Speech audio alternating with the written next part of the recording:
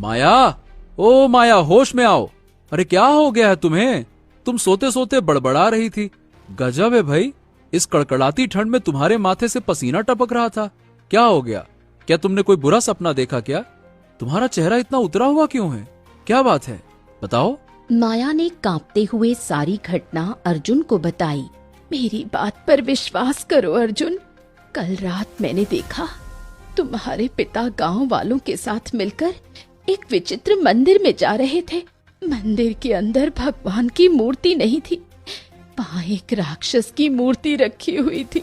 अचानक उस राक्षस ने आंखें खोल दी और मुझे लगा वो मुझे निगल लेगा। मैं भागती हुई हवेली में आई और अंदर मुझे जानवर की चिंगार सुनाई दी। उसका पीछा करते करते मैं एक कक्ष तक पहुंची, जहां मैंने उस कंकाल जैसे प्राणी को देखा। अर्जुन ये सुनकर हल्की मुस्कान के साथ बोला, माया, अरे भाई, तुमने कोई भयानक सपना देखा होगा। और रही बात हवेली के विशाल होने की, तो ये सच है। ये हवेली किसी समय एक महल हुआ करती थी। हमारे पूर्वज राजा थे ना, मगर गद्दारी से हमारा राजपाट छीन लिया गया। चलो कोई बात नहीं, तुम सपना देख रही थी।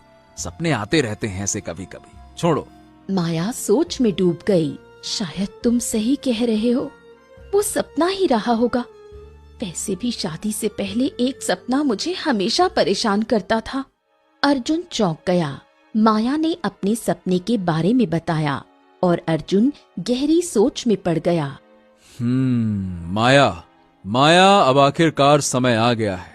मैं तुम्हें कुछ बताना चाहता हूँ, चलो मेरे साथ। अर्जुन माया को लेकर अपने पिता ठाकुर दास के पास पहुँच गया। ठाकुर दास अपनी पत्नी के साथ बैठे थे। पिताजी, अब समय आ गया है कि अब माया को सब कुछ बता दिया जाए। माया ये सुनकर चौंक गई। ठाकुर दास ने उसकी ओर देखते हुए गहरी आवाज में कहा, बहू, देखो बहू, हमारा गांव एक बहुत बड़ी मुसीबत से जूझ रहा है और उस मुसीबत को तुम ही दूर कर सकती हो। कैसी मुसीबत? ठाकुर दास ने माया को पूरी घटना सुनाई।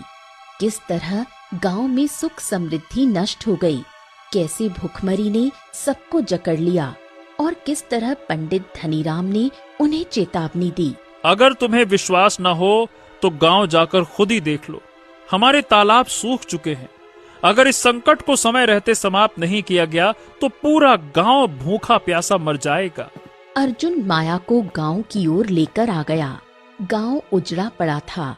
बंजर धरती, सूखे कुएं और भूख